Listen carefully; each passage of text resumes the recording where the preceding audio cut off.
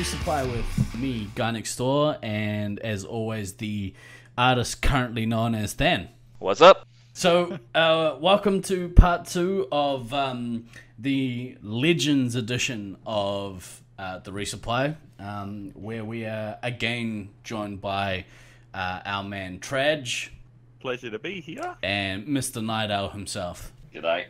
So, last we left you, we were talking about sort of some history of nationals, and basically we have in Auckland, I have this conversation almost every members night where we gather around and reminisce about nationals gone by, but the only problem is most of the players there have never played a national, so I'm basically just talking to myself. Story time with Steve.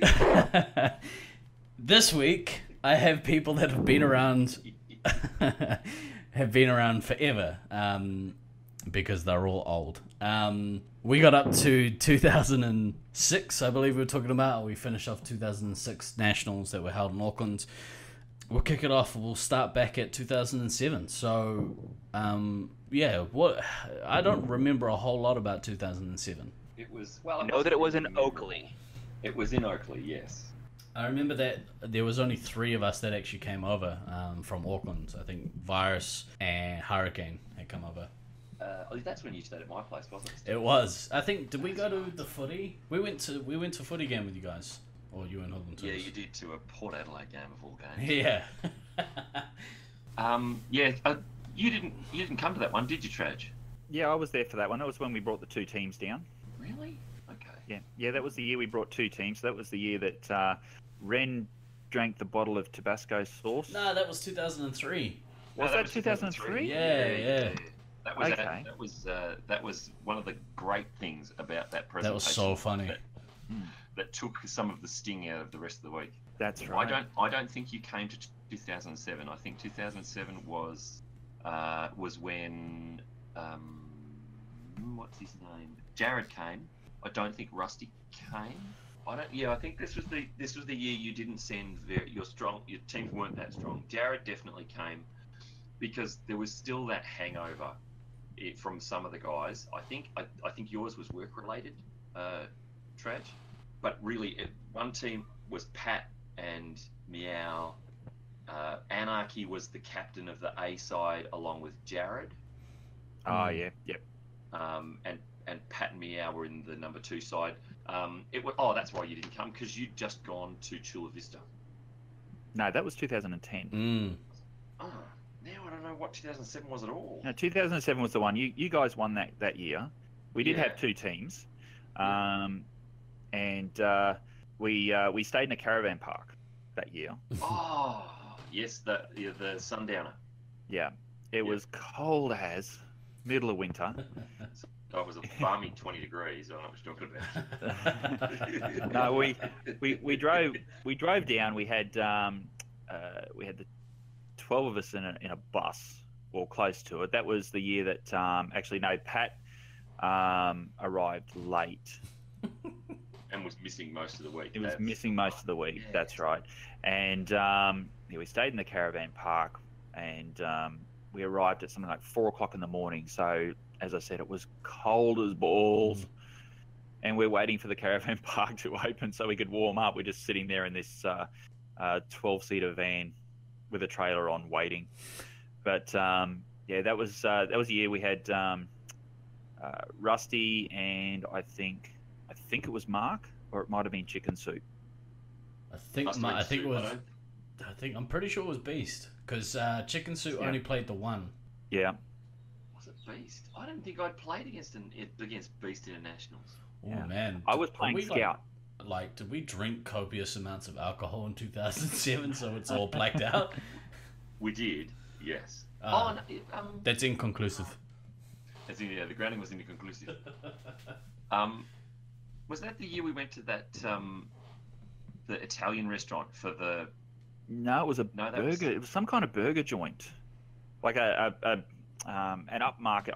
I remember getting a hamburger that was as big as my head from this place. Wait, it wasn't Montezuma's, was it? No. And I had to eat it with a knife and fork. It was that big. We had a hog's breath. No, it wasn't hog's breath. No, we went to Hog's Breath in Ballarat. Well, I mean, I'm going to go ahead and say it. 2007 must not have been that great because none of us can remember it. And I don't think it's the Alzheimer's kicking in. Yeah, Oakleigh won, and Oakleigh actually won mainly because there was one point, I think it was the final game, where Rusty had 2 nukes. And if he'd have nuked twice, he would have killed Ducky and at least one other player. But he didn't know he had 2. He only pulled 1. And the Oakleigh team regathered on the Red Tower on that switchback ramp. Yeah. And filled up and came back and smashed us. Oh, one thing I do remember was some of the guys from Ballarat played that Nationals. Yeah, they did. Yeah. Was it Clint was there? Yeah. Clint was there, and Novus. Yeah, Novus. And Wolfman. Yeah. Those played. That's right. Because With actually, yeah, I played with them. So it was a Auckland Ballarat. It's all coming back. I'm glad we talk about this stuff because it worries me when I can't remember shit. Steve-O, trust me, you get used to it. just ease into it. It's like a lukewarm cuddle. So that let's get that abomination out of the way. Let's go to 2008. Which 2008 was amazing. 2008 was fantastic. That was the best Nationals ever, as far as I'm concerned. And that very selfish reason for thinking that. That about wraps it up for this week. Join us again. 2008 would have been in Ballarat. It was. Yes. Yep. That's the one I didn't that think. That was cold as balls. It was. We again stayed in a trailer park. I have a feeling that trailer parks and Laserforce players go hand in hand. And they had the giant inflatable boob thing at the trailer park, which was like a weird trampoline thing, airbag boob that was buried in the ground. And we spent many a chilly morning kicking a ball around in the trailer park and hanging out like bums. It was really awesome. But yeah, they also had that pool. Did they have a pool? Yes. Yeah, they had that beautifully glorious. It was a Yeah. glorious pool. It was fantastic, and I just remember that I spent a fair amount of time there because that tournament was like about 4 months after I blew the ACL in my left knee. So I played that tournament with a very, very strapped left knee because my surgery wasn't until November of that year. So I have very, very vivid memories of waking up in the morning and strapping the hell out of that knee and playing, like trying to make sure that I didn't plant too hard on my left leg to make any type of runs or anything. Yeah, that was that from a having to be very aware of what I was doing physically tournament. That sucked. Let me tell you, that sucked. I mean, but you had the benefit of a couple of speedsters in King and Virus in that tournament, making they would just, the start of every game they would sprint across that middle ramp in the Ballarat maze and just go on a rampage. It was awesome. Well, they tell you they went on a rampage. Yeah, they would. To be fair, we did rewatch enough. We had to rewatch all the games to get Medikit stats. So right. A fair amount of times they really did go on rampages, and we have the video evidence that happened. So who has the video evidence that happened? It's on YouTube. It's most definitely on YouTube. Did we really upload those onto YouTube? I'm pretty sure every game was uploaded. We uploaded a very large chunk of them. I don't think we got all. I don't think we uploaded everything. I know for a fact we did upload the grand final games. Oh, we did. Yeah, of course we did. Because well, come on. Those games were so fucking fantastic. One of the first things I did and when I came over to visit you when you were still living in Sacramento is we jumped online and just watched the Ballarat grand final again. and it was every time I watch it, it gives me goosebumps. Speaking of goosebumps, if you want some goosebumps, floating around somewhere online, there is a video of my team doing a haka. And if you ever want goosebumps, try and find that video. I think I have it somewhere still. Oh no! I rewatched that. I want to say, I mean, it's been a few years ago since I watched it, and I rewatch it, and I'm like, oh my god, this is the most terrible thing ever. It's so painful. Because it's like, I mean, because here's Steve-O, you know, doing it all proper, and he is, you know, just, yes, Steve-O is the man, and then here's me and Virus and Sneak and 2K. I mean, 2K wasn't bad, but like me, Sam, and Sneak was like, yeah, I'm just gonna hide behind people and try to be not quite as embarrassing. It's so terrible, but even with how terrible it looks on video, I remember after doing it, it was like, yeah, I'm fucking hyped up. Yeah, for let's shit. get this shit on. Yeah. It felt a lot cooler doing it than rewatching it. Rewatching it is painful. And I mean, you say that I was good. I was not good. It's the floppiest haka you'll ever watch. Well, okay, so maybe it was just because you were good in comparison to everybody else that was in the video, and maybe that's the accurate statement. But I mean, overall, that tournament, you know, without getting to the grand final, which I'm sure we'll come back to here in a few minutes, that tournament was really cool in as much as that was also the first time that Mildura made an appearance at a nationals, and they had only been open, I want to say, for like a month or two before that happened. And it wasn't long. It was the owners that came. Yeah, it was like the owners and their like dad or something, or like it was the two brothers and the dad. And wasn't there one? They had four, didn't they? I don't think they bought a full team of six. It might have been five. There was those two other like younger, quieter guys that were in the team as well. Oh yeah. But yeah, that was a pretty cool tournament, and from a social standpoint, that tournament was pretty cool. One of the downsides was that Brisbane didn't attend. Yeah, they did. They had a team. They had Shags. Oh no, Shags is from Oakleigh. Yeah. They had some representation. They didn't have a full team. Yeah. It was Meow and Pat, and I can't remember if it was anybody beyond those two. Yeah, that was the year I didn't attend for work and other reasons. Oh, there you go. I knew it was one of them. Yeah.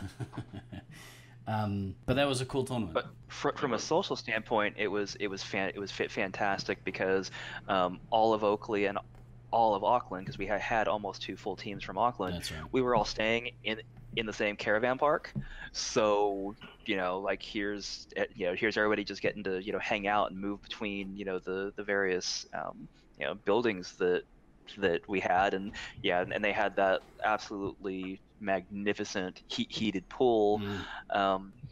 Yeah, there were many shenanigans that were going on. I remember Mental attempting to play gay chicken with Yappy, and word of advice, kids, never play gay chicken with someone that's in the Navy. You will most definitely lose. Yeah, that was pretty hilarious because I remember Mental, you know, starts going for the grope, and Yappy's just standing there like, what?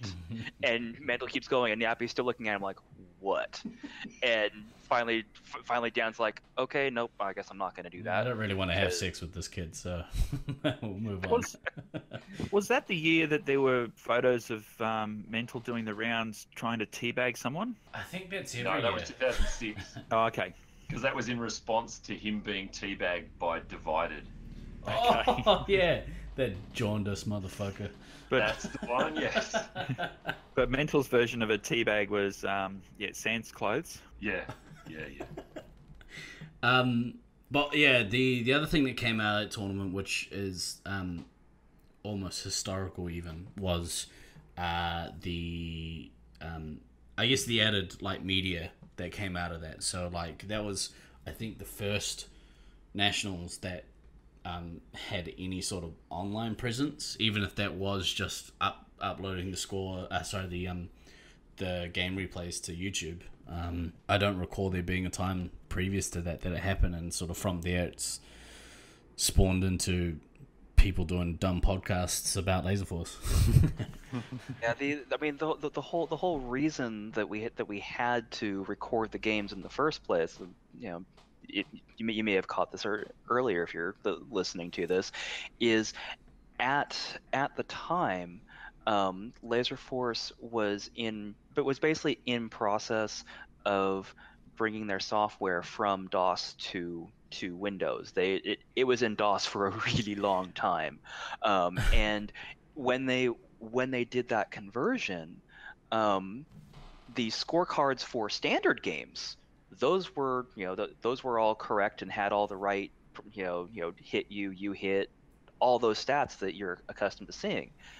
None of the special games had the scorecards done yet. The only thing that you would get on a scorecard for a special game, Space Marines 5 included, was basically, it was a screenshot of the scores. Yeah. So we had these discussions in the lead up, kind of like, well, I mean, what do we do? And I'm about 100% sure that it was actually Nite Owl's idea that, hey, I've got a digital camera, or people will have digital camera. We can point those at the monitor. We can record the games, rewatch the games at night and get those meta kits out. Mm. And it was absolutely my idea, and I regret it. So hindsight, meta kits were probably not that fucking important. Okay, in hindsight. And it's super fortunate that we're going to give Yappy another shout out, because I know we've given him this shout out on previous podcasts. The only reason this was able to work is because Yappy had brought an external hard drive, so we were able to dump all the files to one laptop, split them out to the hard drive, split them out to the 7 or 8 different people that all had laptops, and we could have basically a rewatching party that was basically 2 people to a laptop. It sounds like the shittest party ever. Oh man, there was so much alcohol consumed while doing that, because that was the only thing that made that process bearable. So in hindsight, meta kits were probably not that fucking important.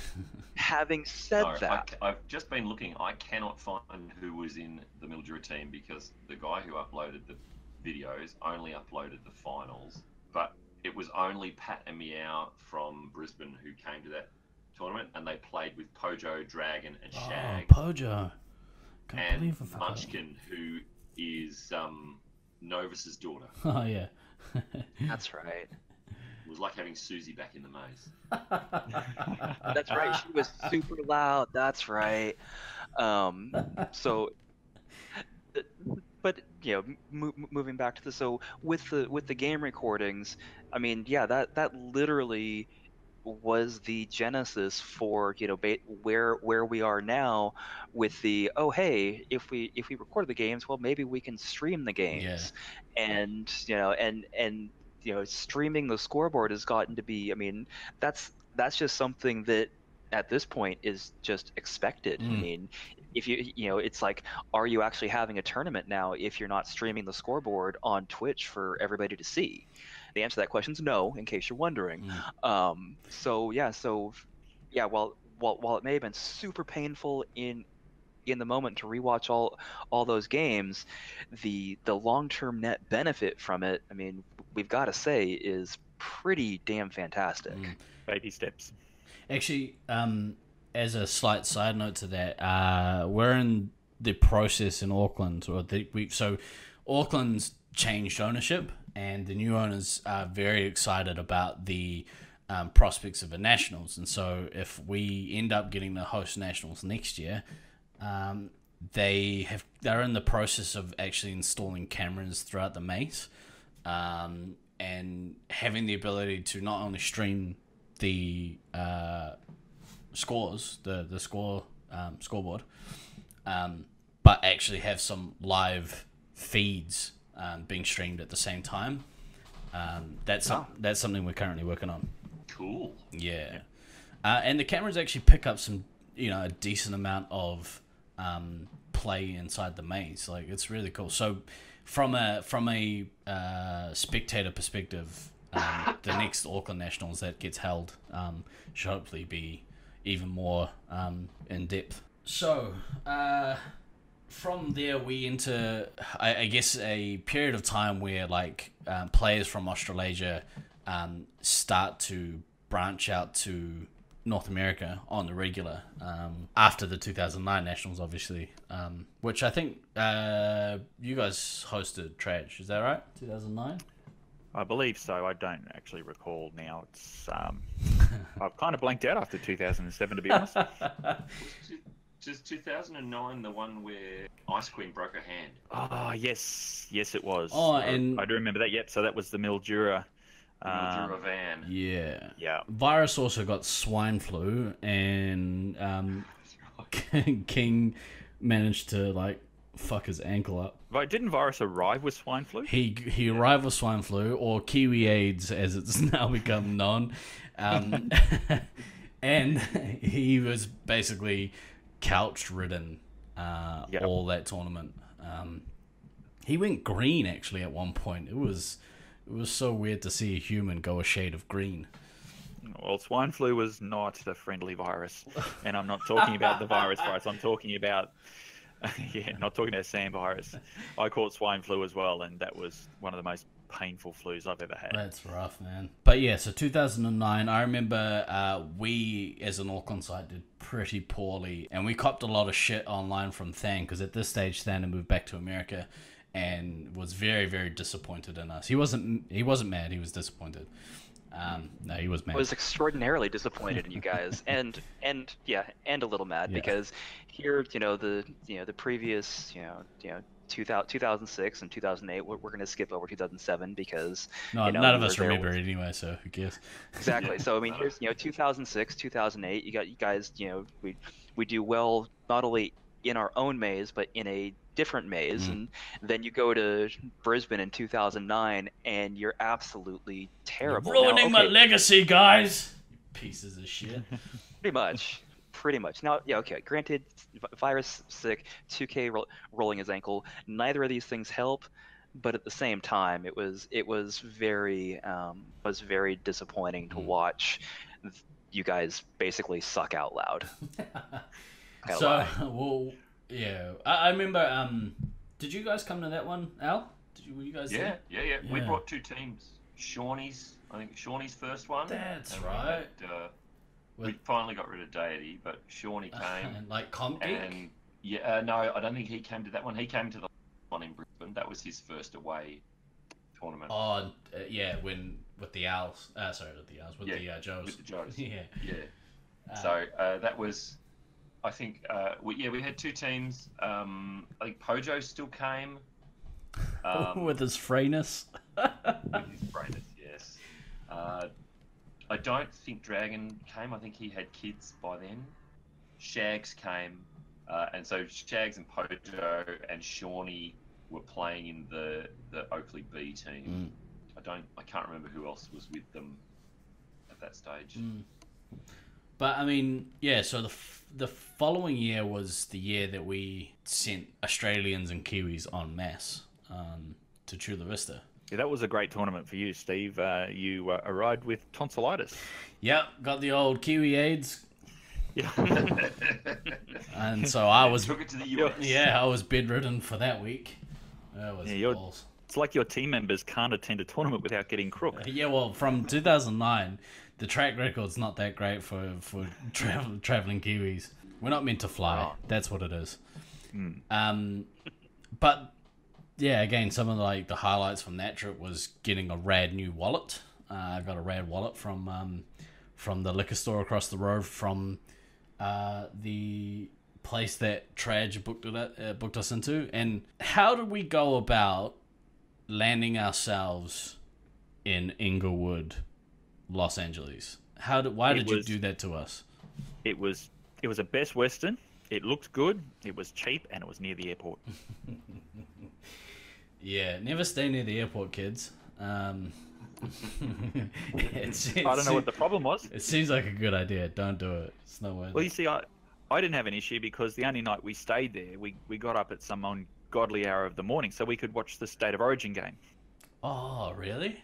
Yeah, Baden found a live stream of the Queensland-New South Wales game. But I it think took it was him game ages 3. to find it, right? Yeah, That's yep. right.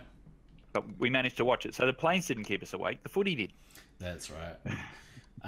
Do you remember we took we were driving around and we stopped at a McDonald's in Compton, and they had the bulletproof glass over the over the cashier.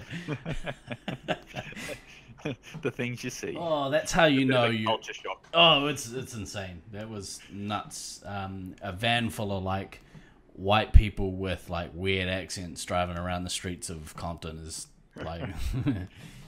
Although, oh no, it was when we got to San Diego, where they outdid themselves, and you could buy 100 chicken nuggets, or you could attempt to buy 100 chicken nuggets for $20.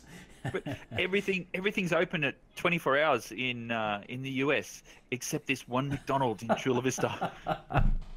So you got Rusty at the in the drive-thru going, "Can we have 100 chicken nuggets, please?" Nothing. So can we have 5 times 20 chicken nuggets, please?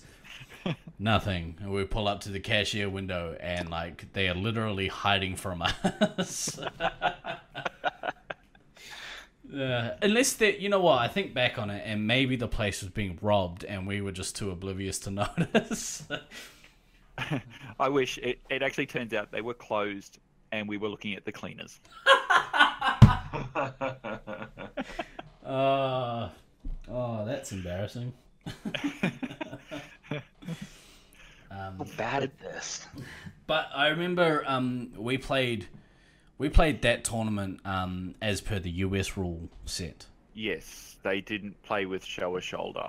It was balls. Well, it had its advantages. Certainly, we were able to adapt to it. Yes, the guns were hittable, but the play style was just so static. Teams would start the game, fan out, take a hiding spot, and just stay there. So we had Rusty with his speed able to hit these guns, and I would just creep behind them.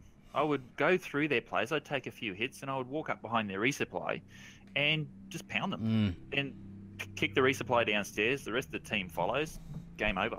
I remember Baden taking advantage because he was tall enough to shoot over the walls. He was like a handful of players that were able to do it. I think Tank and Tiny. Yeah. Tiny, but massive. From St. George. Yeah. Those guys were able to shoot over the walls. And I think even Rusty was able to do it, but didn't really. But again, I was in a fever dream for a week, so I have no idea what happened during that tournament. And we had 5 Brisbane players. There was myself, Rusty.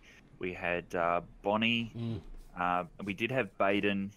Monkey Crab. Yeah, Monkey Crab, and Guy Next Door. They were our 6. But then Cookie was touring the States at the time and said, "I'm going to tour. I'm going to detour and come down and see you guys." And we ended up subbing her in because you were too crook to play. That's so we right. still had the right number of Brisbane players. Plus this cripple hanger on her being quarantined. We tried to get you into as many games as we could, but you just weren't with it. That was the sickest I've ever been as an adult. I was just not in a good way. And you opted to not take insurance. Yeah. So there were no antibiotics for you. PSA kids, always get travel insurance. That's it. Especially if you're traveling, transatlantic or you're going to America. Going to America. Get yourself travel insurance. Rusty has said that with his job as a bank employee, he says that he has sold numerous travel insurances basically using your story because you were too stupid to get travel insurance for that trip. Hey, I'm all for him making money on your misery. On my misery, yeah. I'm sure you are. Chula, that was one that I didn't get to because I had literally just taken a new position at work, and it was like, oh, I've got training I have to do for basically 6 weeks. Yeah, I'm not missing a week of that. It was Just it not was doing it. It was a great year, and it was wasn't a great year. I mean, I suppose that was one of the years I wasn't on my best behaviour. I wasn't the player of the tournament, so to speak.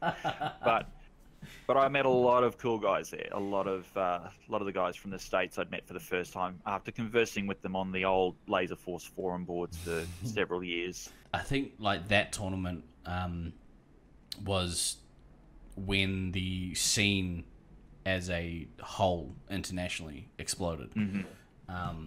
Because, you know, a bunch of us made friends with the people that had travelled to Chula Vista, who unfortunately don't play anymore. I found out on a previous podcast that laser tag Atlantis is no longer a thing. Although I'm going to pause you there for a second. Apparently, the rumors of their demise may be slightly exaggerated, because in talking to one of our Sacramento players, we had some people down there apparently within the last couple of weeks and played there. Really? So apparently, I need to talk to Scott again and see what is actually happening with that, because the last conversation that I had with him, he said, oh, you know, the business has run its course, we're closing, this, that, and the other. And I figured, okay, cool, I'll take that as gospel. And then I get told within the last couple of days, oh no, we had some people down there traveling and they played there. So I don't know what's happening anymore. Well, if you guys didn't already know this deep into the podcast, fact checking isn't really one of our strong points. So we just hear a rumor and take it as gospel. You'll get used to that. One thing I forgot to touch on is the Brisbane Nets in 2009. That was the last nationals for Oakleigh for quite a number of years. Is that right, Al? Yes. Well, I mean, a lot of us are getting old, but we were struggling to get players to play. We were having trouble. We were not allowed to play during the site's opening hours, so we had to make a private booking. Yeah. They didn't have a members' night, and at that stage they were trialing a business model where they were only open during the day. And their big money, like a lot of family entertainment centres, their big money is in birthday parties. So they were open all weekend, but they were closing. They weren't staying open late. Where previously, you know, Monday to Friday they'd be open till 10 o'clock. Yeah. They were closing at 6 on Monday to Friday, and so we were having to make a booking for a Sunday night at 6 p.m. when they closed, and because Duckman was working there at the time, they were allowing him to keep it open for us and lock up, and he was just calling the security company to put the alarm on remotely for us at the end. And we were having so much trouble just getting enough players to play because there's no inroads. It had to be people we knew. We didn't have the business model that they were using at the time, didn't have game times over the weekend for the teenage, late teen members to play, or they'd be playing in standard games. So the staff couldn't encourage them to come to, hey, you know, you're pretty good. Maybe have you thought about playing our advanced game sets? And they didn't have any advanced games that were being played at the time, or any advanced evenings. They had they did start up their boot camp, but the top players and myself were expressly invited not to go. We'd offered to come down, not to play, but to come and help like teach. Coach, Coach. And we were told by the then staff member in charge of Laserforce that if we stepped into the building, they would be inviting us not to be there at all, ever, and we would lose our Sunday night booking privileges. So we went, all right, no worries. But it meant that our abilities to play disappeared. Some of us started playing basketball on a Sunday night, so we then couldn't play on Sunday nights because we just got sick of getting 8 players and going, nah, we want to play Space Marines 5. We don't have enough. Yeah. And so that's pretty much where it ended. We managed to get a couple of sessions just before we went to the 2014 Nationals. We played about 3 times, but again, that was about it. It died pretty hard. It's such a scene killer when it happens, and you can understand from from a business perspective, I guess. If the business isn't there during the week, then should you stay open or should you? That's right. I mean, I can understand what they're doing from a business sense, and I understand the manager, Mars. I keep meaning to go and talk to her, but she is trying to get. She's run successful things before and got members nights up and running and tournament stuff and everything like that. So my understanding is she wants to get that going, but from the trip in that I took to one of their members nights, I went to drop in and there was not a person in the place. Rough. So it was a bit difficult. But she at the time said, I was having a conversation with her online, and she was saying that she was in the process of preparing a big push to relaunch it. I'm waiting to hear what happens with that, but I'm happy to support it. But also, I'm now getting old, and Friday nights, which is the night they run it, is a family time for us. Yeah. So it's very hard to I'd love to support them. I'd love to go in and teach.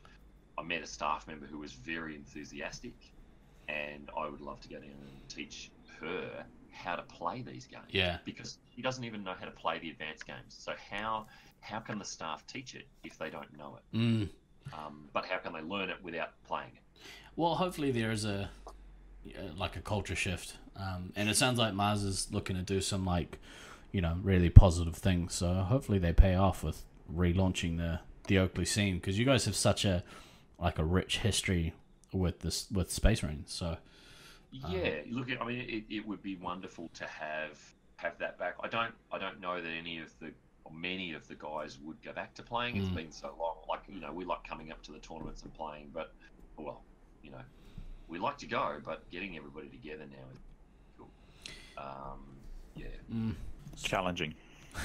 Yeah. Well, without a regular, one of the things that we've always been a little bit of is the regular Brisbane seasons League and stuff that you have at Brisbane. Yeah. It's having that kind of prolonged support from management and successive night managers to let that keep going over such a prolonged period, through both rich times and times where you've been running 5-a-sides and 4-a-sides, and to keep that going through all of that is amazing support that you guys have from the Brisbane side. I think they are amazing, looking after us, letting us get in and play every week.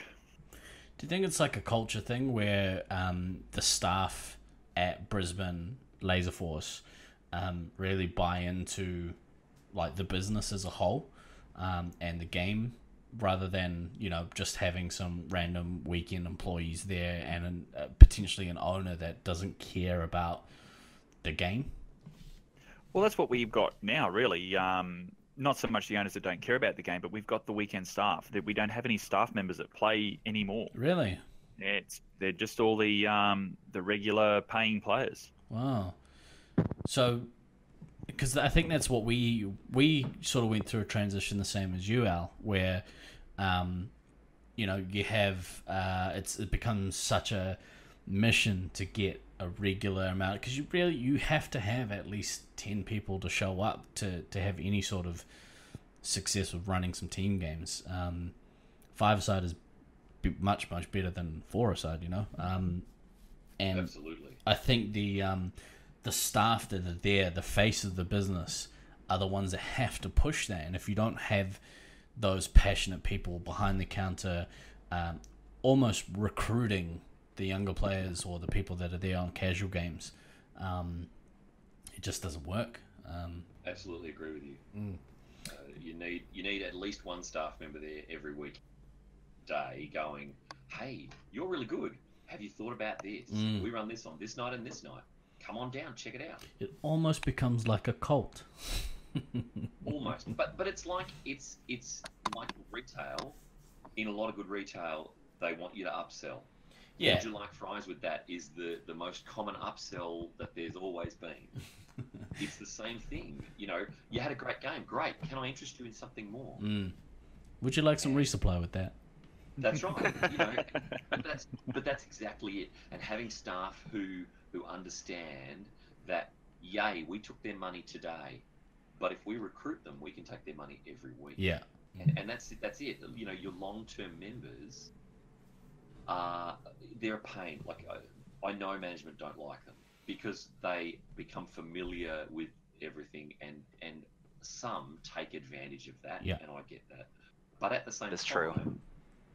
they drop each $1,200 to $1,400 a year. And while that doesn't sound a lot of money, if you've got 20 guys, that's $20,000 that you're not getting. 20 guys and girls. I know we were predominantly fellas, but you know, you go to the sites that have the girls as well. It's players, 20 players. If you've got 20 players coming in once a week, plus a couple of midnight to dawns, and they're always buying a drink, and they're paying their $25, or you know, back when we did it was $20. Now it's probably $30. But you know, that money every week translates. It's the same as a league. That's why you like the league, because they come in every week and they give you their $20 Yeah. or $10. It's almost guaranteed. Like it's bankable income. Yeah. If it's cultivated correctly.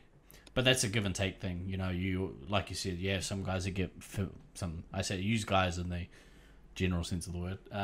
You have some players that do take advantage of being comfortable in an arena where they feel they can, you know, justify being douchebags. I mean, I've done it on occasion, where I've had a shit game or a shit night and been rough with some of the equipment, and you know, there's got to be a consistent amount of respect coming from both sides. It does, but it requires also the staff member to be understanding that, especially a newer staff member, that the people playing, they know more about the game than them. And it's very difficult because it's not necessarily the player's responsibility to teach the staff member how to do the game. But the players know, especially if you're buying in time blocks. So, you know, I know league is different, but our members night, you've got 3 hours. Well, you've paid for that 3 hours. You want to get as many games as you can in that 3 hours. And so it relies on the staff member to go, hey, we need to go again. We need to go again. We need to go again. Now we're having a break because I've got a public game. Then we're going to go again. Go and get a drink. I'll see you in 6 minutes. You know, that kind of stuff. Whereas certainly some of the staff were, you finished, never mind. Come back to me when you're ready. Yeah. And that doesn't work because you end up playing across 3 hours. You play 5 games. Yeah. Not 8 games. That's currently happening in Auckland as well. Yeah, and it's a common thing, and the company don't care. They've got your money, but from a player enjoyment, you know, if a player thinks they're getting their money's worth or better, they come back, and especially if they're enjoying the game. And it's a hard and a very fine line to walk. It is definitely one of those things that it's the same battle, you know, in every system that has advanced play. I mean, this particular conversation I've seen happen on Zone forums. I've seen it happen on LaserQuest forums. I've seen it happen way back in the day on news groups for Qzar. I mean, you name it. This is just one of those kind of universal push-pull things that is always going to be a struggle with trying to, you know, have that advanced play, those advanced players to kind of respect things from the management side, but also trying to bring management into an understanding of, you know, this is kind of, you know, the why people are so, you know, why people want to continue to play these different games. Because quite honestly, I mean, you do get those times where you have managers or owners that like are just they have no idea why these people want to keep coming back week after week to play these different games. It's almost an addiction. You know, I would say it's more more than almost sometimes. So yeah, trying to always find that balance between, the good of the facility versus good of new players slash, birthday parties, which is where most of the facility's money is coming from, versus good of that intermediate tier that is consistent but maybe not as consistent, versus good of the weekly advanced players that may be a huge pain in the ass, but yeah, it's like you said, Al, may be dropping $1,200 to $1,400 a year at the facility over everything that they're purchasing. It's really hard, and I'm sure from management point, it's very easy to sit there and go, well, I can get, okay, these guys are all playing discounted games, really, because you're buying it, but I can get 2 birthday parties in that same time and make 4 times as much money.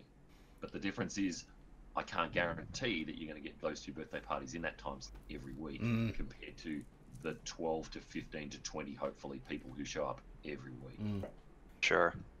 So we kind of tangented a wee bit off of the previous nationals, which is fine because that was all actually super interesting. We pretty much sort of covered everything up until Chula Vista Nets, which is very encompassing of when we as Australasians started branching out into the international scene and spreading our Kiwi AIDS everywhere, like like all good pioneers do. But we might leave it at that because obviously these boys have got to go back to their families and do family junk. But it's been a pleasure having you guys on and like sharing your insights because it's really interesting to get like the international perspective, especially from guys that have been around the block. So they say for a really long time. So thanks, boys, for spending the last couple of hours with us. It has been wonderful. Reminiscing. I think that's something that like carries through. Every good thing in my life, almost every good thing in my life, with the exception of my wife, which is the best thing in my life, has something to do with Laserforce. And so reminiscing about this stuff is just, it's excellent. But Traj, Al, we'll see you guys in July, end of July. Looking forward to it. I can't wait. It'll be a good time. There's going to be so much whiskey consumed. It's going to be awesome. But that'll about do us for this week. I've been Guy Next Door. And I've been Than. And always remember to backtrack, kids. See you next week.